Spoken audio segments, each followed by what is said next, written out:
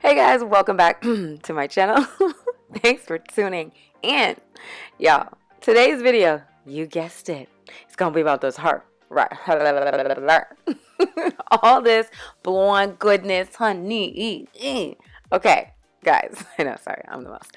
But if you're interested in finding out all the details on this look, y'all, because let me tell you, it was low maintenance, darling. Didn't have to do a thing.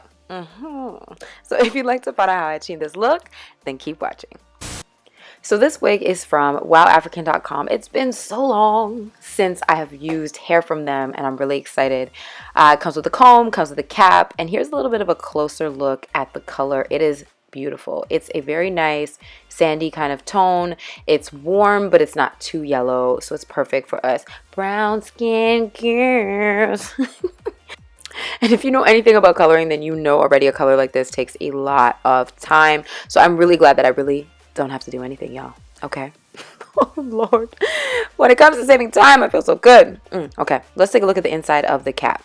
So we've got the rose in the back. We've got a nice long clip in the back, the drawstrings on the side. We've got one clip on the side, another one on the side, and one in the middle, and tons of lace space at the top.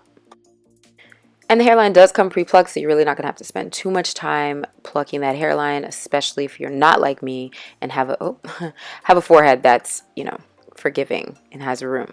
So yes. So I got the cap on here. I didn't want to do the ball cap method. I'm over all that product, y'all, honestly. And then I had a little request.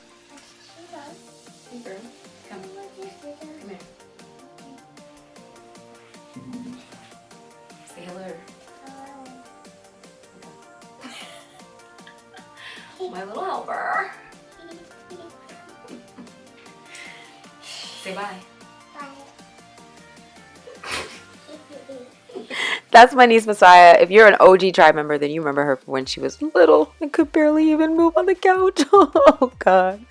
Okay, let's get back into this video. So here's the wiggy, fresh out the pack. This is what it looks like. Boom.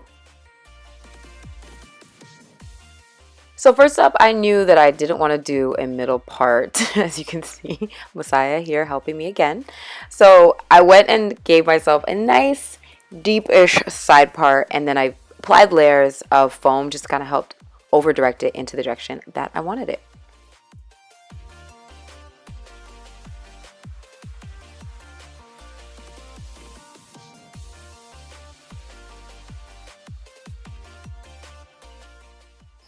Also, the density of this wig is really nice and light, so if you did want to do a ponytail style with this, it would be super easy to slick down and get right into a nice smooth ponytail.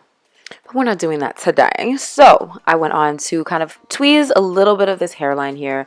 I didn't have to do too much, but I just felt like I needed to remove a few hairs and then cut my baby hairs a little bit shorter, of course. So then I went and darkened the cap a bit. Like, I usually use a color that's actually a little bit darker than my skin, because I find that when it mixes with the cap, it becomes a color that then matches my skin better when it shows under the wig or under the lace. I find if you use like the exact same foundation color as your skin, I don't know, it kind of pulls other tones, I find, and it just doesn't look as good. So I went in and darkened the cap. And after darkening the cap, I went in and darkened the lace, because as you can see around my hairline, it is a little bit lighter. So that's a good sign for those of my fellow tribe members who are lighter in complexion. You won't have to worry about the lace being too dark. So I just go in and take that same sponge and darken the lace from underneath so that it matches my skin a bit better. So as you can see, the lace color is looking a lot more like my skin and a lot less gray and ashy. Then I grabbed my Old Faithful, the yellow got to be gel. Yes, y'all, I love the yellow. Love. Apply that on my hairline / a little bit in front. And y'all, sometimes I wish I had a bigger forehead. But I don't at the same time. But it would be nice when it comes to the lace wig life. We're going to pull her forward, and then I'm going to let her cook, put her tie head on. And while she's cooking, I'm going to just blow dry the roots a bit, just kind of over direct it, get her a little more flat and laid. Then I went in and shaped her around the face a little bit. I felt like with this color, I wanted some layers, I wanted some movement and some bounce, especially because it's not a super dense wig, and you find that when you add a bit of layers, it kind of gives you a little more body and vroom vroom vroom. Then I went in with my 1-inch curling iron and I curled her up all over.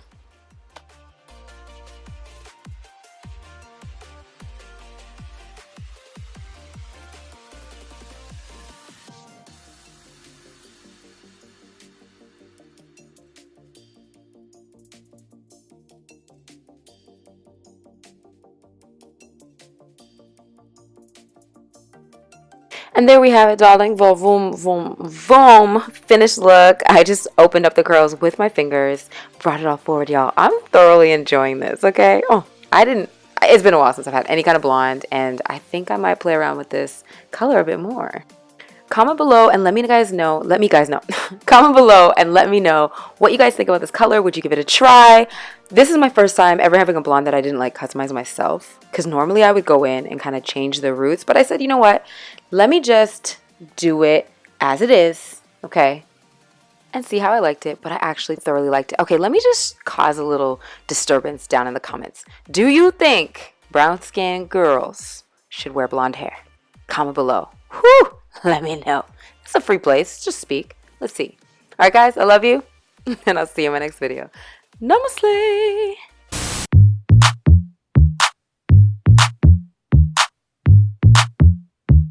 Whispered that she don't drink, set the sheet rolling. Hope I don't think that just that we smoke, that I'm gon' hit